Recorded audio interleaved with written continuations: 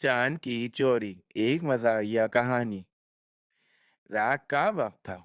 हर तरफ खामोशी छाई हुई थी और आसमान में चांद अपनी पूरी आबोताब से चमक रहा था। मोहल्ले के बच्चे गली में खेल रहे थे, कभी छुपन छुपाई और कभी बस यूं ही चांद को तकते रहते। चांद कुछ ज्यादा ही आज रोशन लग रहा था, जैसे सबको अपनी चमक से मशहूर करना चाहता हो।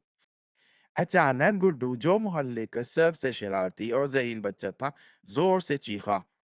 अरे अरे, वो देखो आसमान पर चांद कहाँ चला गया। सब बच्चों ने ऊपर देखा और हैरत से उनकी आंखें फटी की फटी रह गई। वाकई चांद गायब हो चुका था।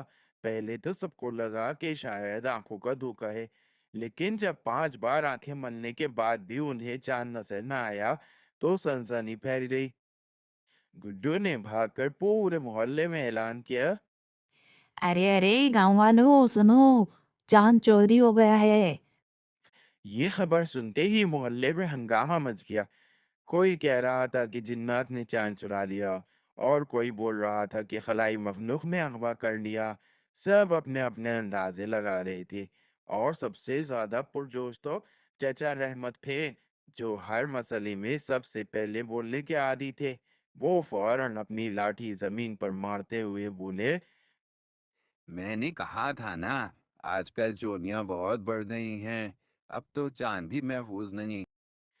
बच्चों ने सोचा कि चोर का सुराग लगाने के लिए पूरे मोहल्ले में तफ्तीश करनी चाहिए। सबसे पहले शक चाचा करीम पर गया, जो मोहल्ले में पकौड़े बेचने के लिए मशहूर थे। गुड्डू ने उंगली उठाकर कहा। चाचा करीम के पास हर चीज होती है, कहीं उन्होंने चांद को अपने तंदूर में तो नहीं रख लिया। चाचा करीम हंसने लगे और अपने पेट पर हाथ मारकर बोले। अरे बेटा, चांद कोई रोटी है जो तंदूर में सेक दी जाए। फिर बच्चों ने मोहल्ले के चौकीदार से पूछा, चाचा, आप तो रात भर जानते हैं, आपने चांद चोरी होते हुए देखा? चौकीदार ने अपनी मूंछों को ताव दिया और संजीदगी से कहा। अरे भाई, मैं तो चोर पकड़ने का माहिर हूँ, लेकिन चांद का चोर पकड़ना मेरे बस की बात नहीं। अब तो सब परेशान होने लगे, और गुड्डू ने सोचा कि पुलिस को बुलाना चाहिए। मगर जैसे ही वो मोहल्ले के वाहिद फोन बूथ की तरफ भागा, अचानक सबके कानों में किसी की आवाज आई। देखो, चांद वापस आ गया। सबने जब आसमान की तरफ देखा, तो वाकई चांद फिर से चमक रहा था। असल में बादलों का एक टुकड़ा चांद के आगे आ गया था, जिसकी वजह से वो नजर नहीं आ रहा था। जैसे ही बादल हटे, चांद वापस आ गया और सबको अपनी गलती का एहसास हुआ। चाचा रहमत ने शर्मिंदा होकर खांसा और बोले। अच्छा, तो ये बादल की शरारत थी।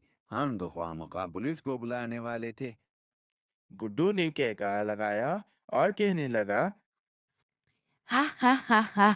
अच्छा, तो चांद चोरी नहीं हुआ था, बल्कि हमको सिर्फ बेवकूफ बनाने के लिए चला गया था। चांद के वापस आ जाने की खुशी में सबने खूब दावत करी और खूब जश्न मनाया। और यूं मोहल्ले में एक नई मजाकिया कहानी ने जन्म लिया, जो हर चांदनी रात को याद की जाती है। नतीजा, चांद को कोई भी चोरी नहीं कर सकता, बस वो कभी कभी शरारत करने के लिए बादलों के पीछे छुप जाता है। अगर आपको ये कहानी पसंद आई है, तो उसको लाइक, सब्सक्राइब और शेयर करना ना भूलें। शुक्रिया।